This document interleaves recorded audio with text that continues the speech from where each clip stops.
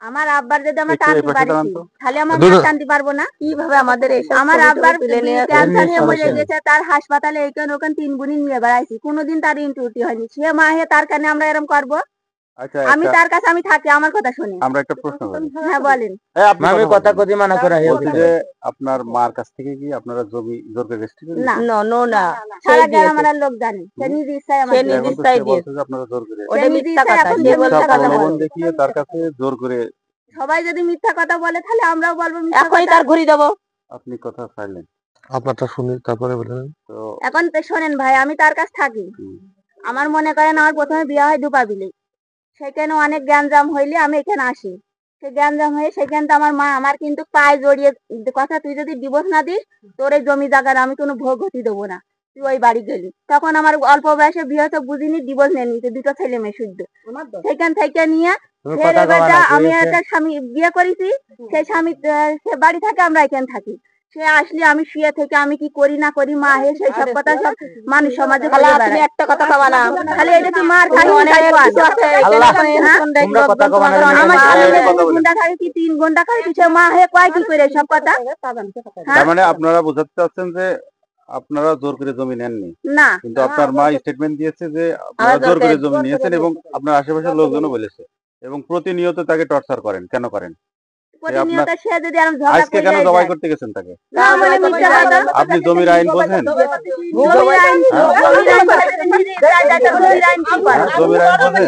শোনেন, আপনি তিনটা বলি কোনদিন মা ভালো হতে পারে না।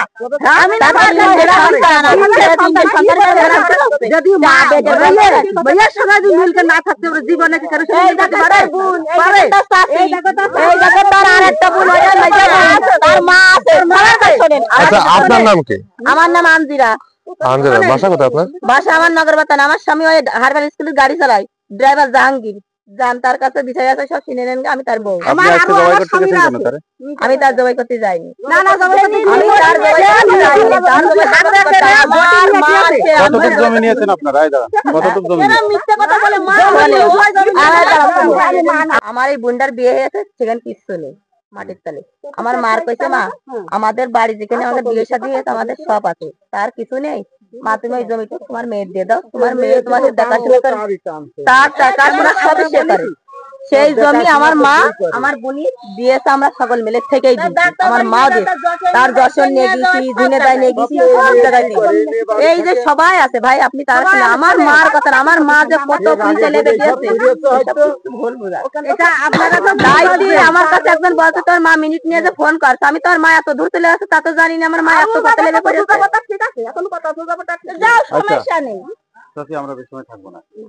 আচ্ছা, এই যে আপনি বলছিলেন আপনার কাছ থেকে জোর করে জমি নিয়ে নিয়েছে, জোর করে জমি। এখন আপনি কি চান? আমি জমি চাই।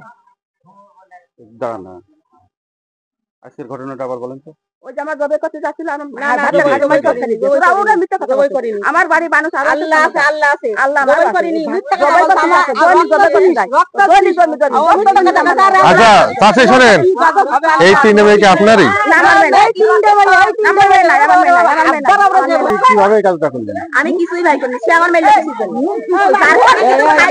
আমার মা